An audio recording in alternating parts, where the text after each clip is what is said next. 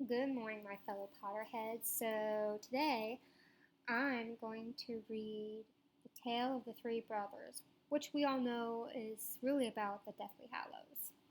Okay, so there were once three brothers who were traveling along a lonely, winding road at twilight. In time, the brothers reached a river too deep to wade through and too dangerous to swim across. However, these brothers were learned in the magical arts, and so they simply waved their wands and made a bridge appear across the treacherous water.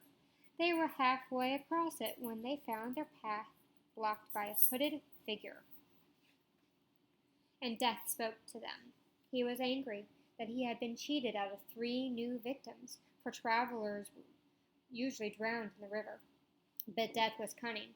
He pretended to congratulate the three brothers upon their magic, and said that each had earned a prize for having been clever enough to evade him. So the oldest brother, who was a combative man, asked for a wand more powerful than any in existence, a wand that must always win duels for its owner, a wand worthy of a wizard who had conquered death. So Death crossed to an elder tree on the banks of the river, fashioned a wand from a branch that hung there, and gave it to the oldest brother. Then the second brother, who was an arrogant man, decided that he wanted to humiliate Death still further, and asked for the power to recall others from death. So Death picked up a stone from the riverbank and gave it to the second brother, and told him that the stone would have the power to bring back the dead.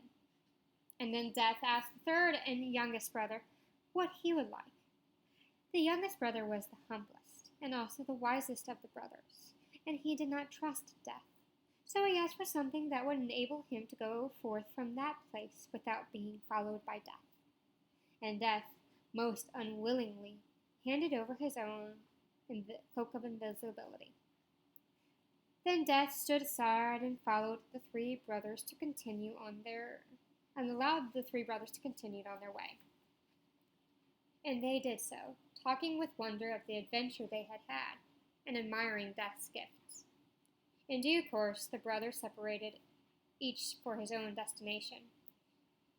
The first brother, traveled on for a week or more, and reaching a distant village, sought out a fellow wizard with whom he had a quarrel. Naturally, with the elder wand as his weapon, he could not fail to win the duel that followed. Leaving his enemy dead upon the floor, the oldest brother proceeded to an inn, where he boasted loudly of the powerful wand he had snatched from Death himself, and of how it made him invincible. That very night, another wizard crept upon the oldest brother as he lay, wine sodden upon his bed. The thief took the wand and, for good measure, slit the oldest brother's throat. And so Death took the first brother for his own. Meanwhile, the second brother journeyed to his own home, where he lived alone.